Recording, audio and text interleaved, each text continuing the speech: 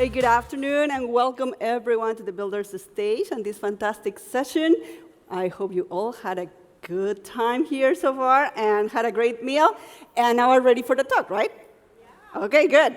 All right, so I'm here to welcome Jali, co-founder, Chief AI Officer, and our main guest today. So Jali is co-founder of LifeX AI, and she's here to talk to us about her company, AI Agents, and what are the trends in the market.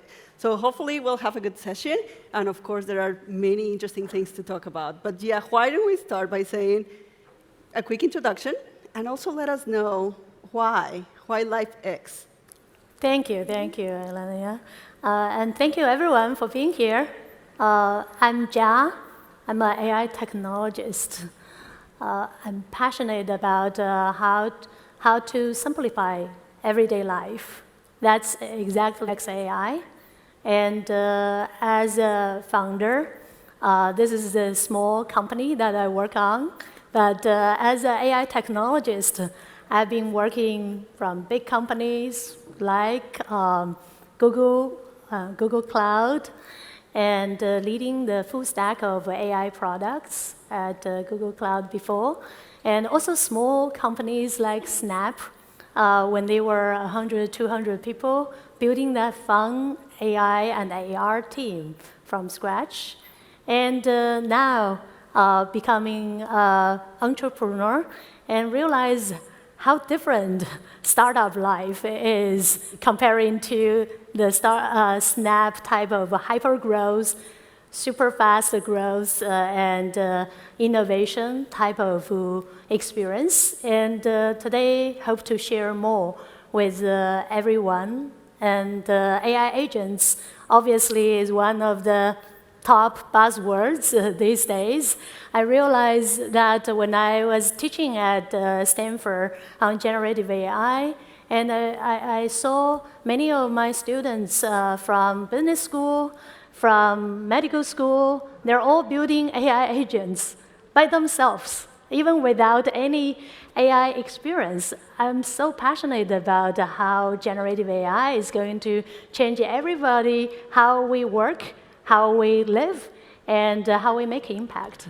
So today, thanks Iliana and everyone that I have a chance to share my experience, my learning, and hopefully a little bit of my passion on how AI agents can change the world. There you go. That's great. And yes, we have heard a lot of AI agents, topics, and trends and all that, and it's fascinating to know how many people are building their own.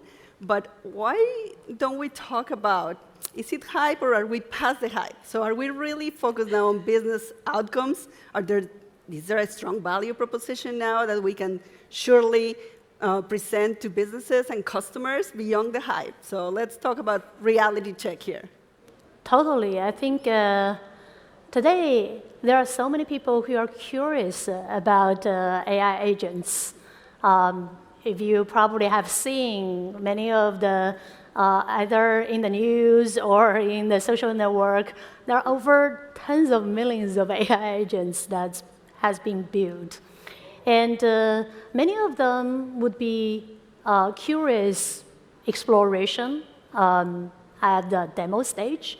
And I believe many of you here are the founders who already have hands dirty on AI agents and know about how much efforts that will be needed from a demo to a product. So I would say there are already a few areas that we have seen. There has been a lot of progress, for example, in marketing, in coding, sales, and in customer success, et cetera, et cetera.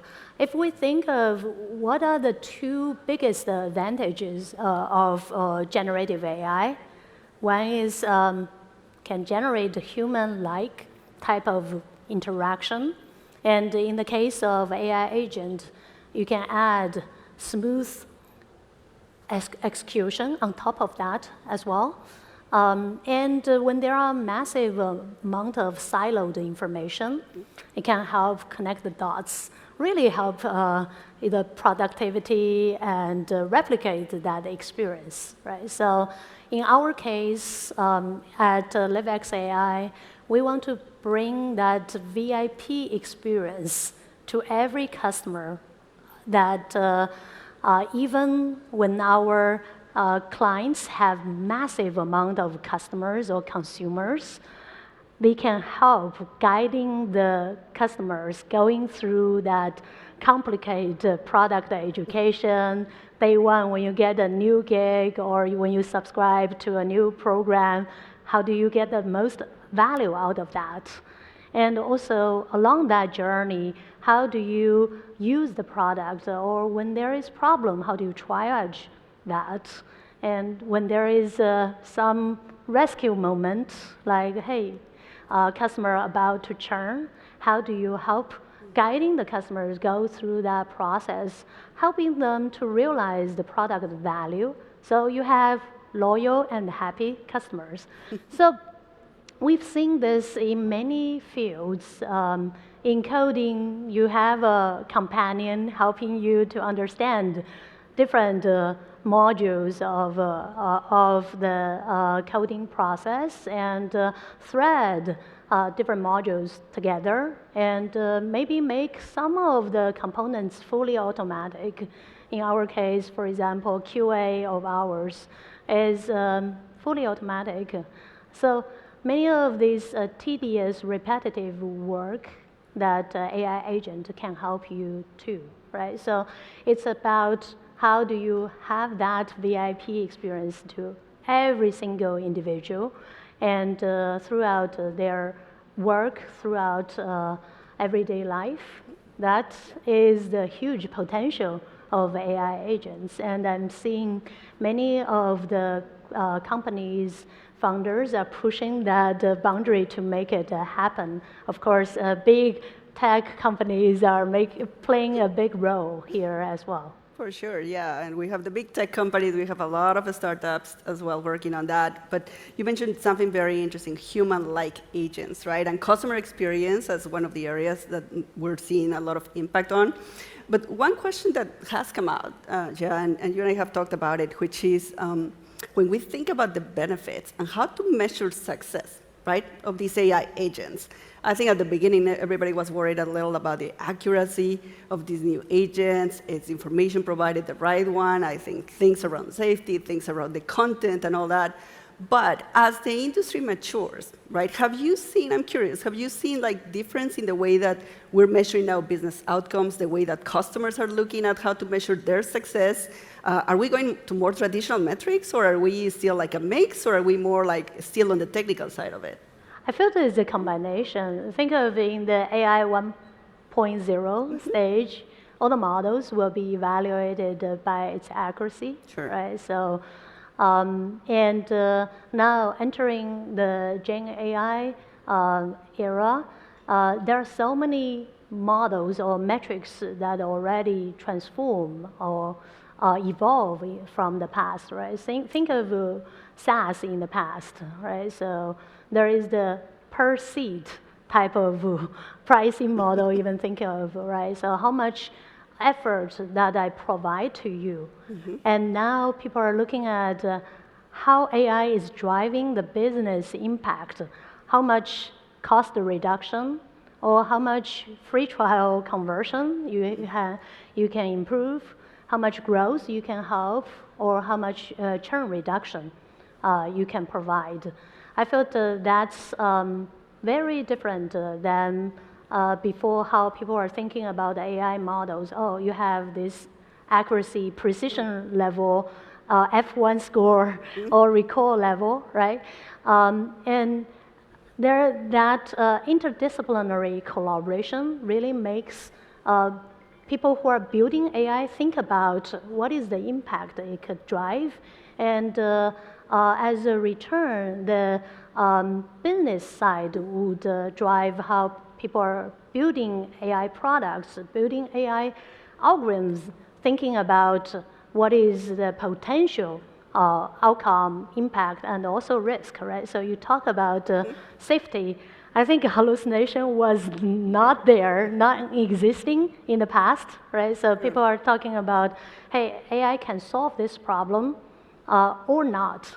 But not as today, AI would pretend it can solve the problem, right? So that is a hallucination, and how to build that trust with accurate and safe outcome, I think becomes a new critical component throughout this process. I think you're totally right, and I think that evolution of the metrics, it's super important. But I'm glad to hear that you're thinking we're going back to like more business-oriented metrics for all these AI solutions, which is great. So it's something to keep an eye on for sure.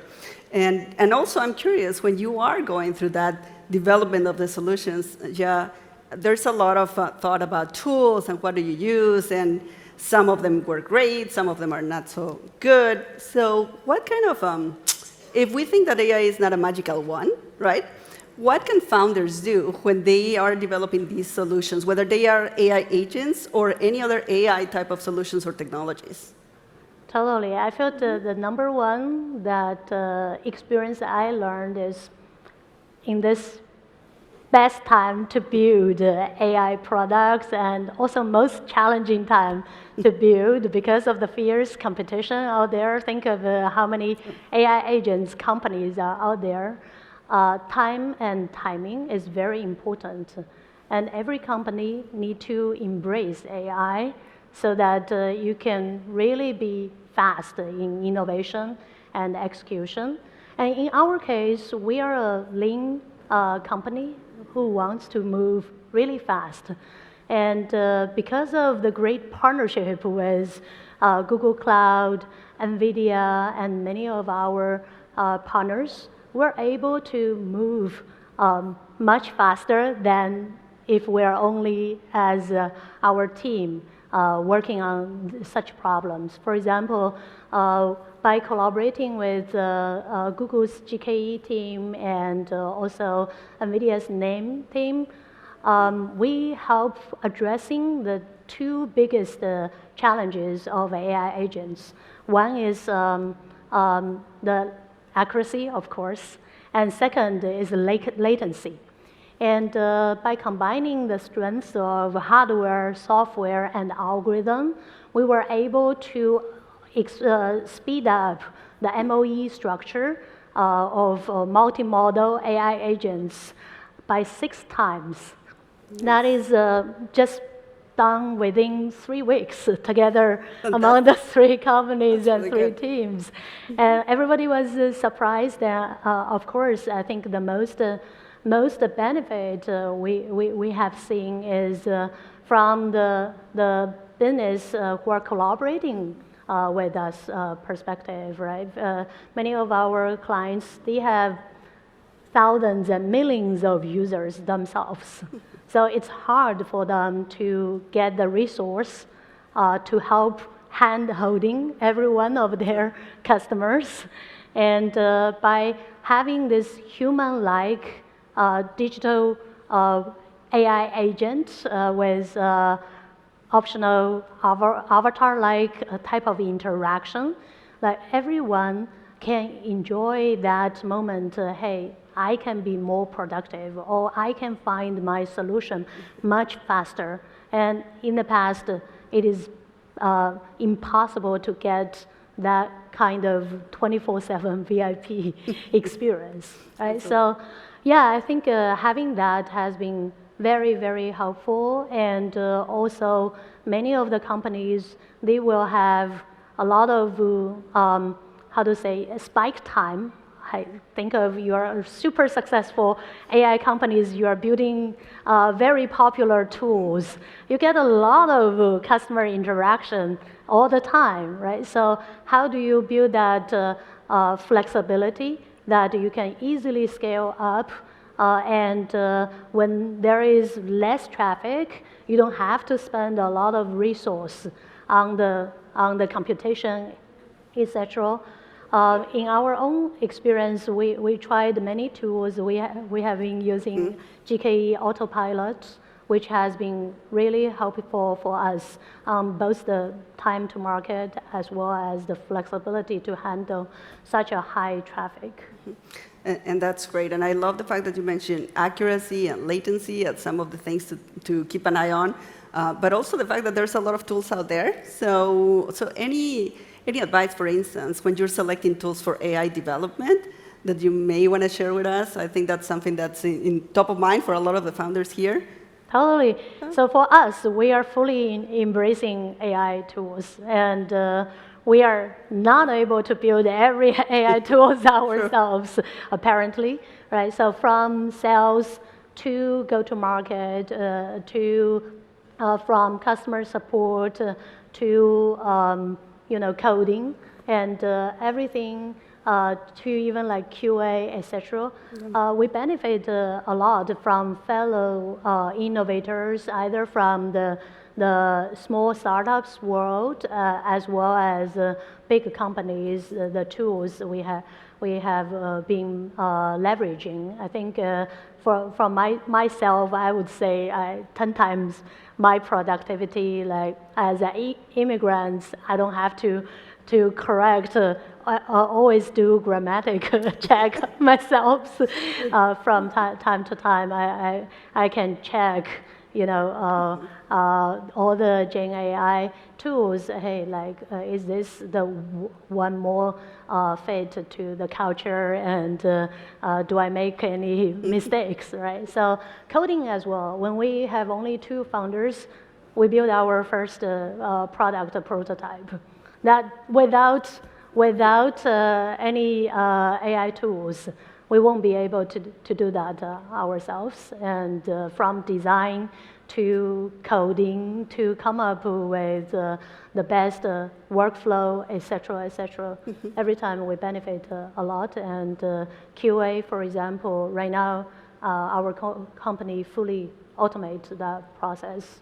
And it actually helps you better capture the minor mistakes that human might not be able to pay attention to. Got it. And that's great. I think you mentioned something earlier also that time, I think you mentioned, is one of the best resources, right, that founders have and startups have, and you have to be very mindful of how you use it. So I guess what we're hearing from you is that some AI tools, even for your own use and productivity as a startup founders, is something you need to take a look at, and that's great. So thank you for sharing that. And fantastic, 2 founders and already doing all that with AI. That's great. And now you're obviously at a much later stage on that. But as you think about your journey, and I know we have a couple of minutes here, but when you think about that and how stressful you mentioned the life of a founder can be, and I'm sure that can resonate with a lot of the people here as well, I was wondering, from a mindfulness, meditation, wellness, right, for startups and startup founders, anything you can share on that, or any practice that I'm just really curious. If you have a practice that you do that you can share with us, or any app. Personally, I love Calm as a meditation practice, but can you tell us what you do? Totally. I'm a Calm lover too. Oh, there you go. I think startup is a marathon, right? So we really need to surround ourselves with great people, as well as taking good care of ourselves. So I do meditate, and I was joking, sometimes I get too deep into it, I fall asleep, and people were telling me kindly, you might enter a different state at that time. But such power nap definitely helps me, and meditation helps me to have a clear mind, looking at what is the focus and priority, and help me make the choice and make decisions easily. And also talking about community, founders sometimes can be really lonely, and I personally benefited a lot from founder community. For example, like Stanford StartX, which is for Stanford's alum and students, professors. I serve as a professor in residence there and mentor there, helping fellow founders because I went through that journey myself and have really learned a lot from candid, transparent sharing from all these founders. So yeah, find the great people around you and build a great product, build a great business, but most important, take good care of yourself. That's a great advice. Take care of yourself as a startup founder. Put your oxygen mask first, and then you help the others. So make sure that you do that. And thank you so much, Jeff, for your fantastic conversation. And thank you, everybody, for joining us here today. Thank you. Thank you. Thank you.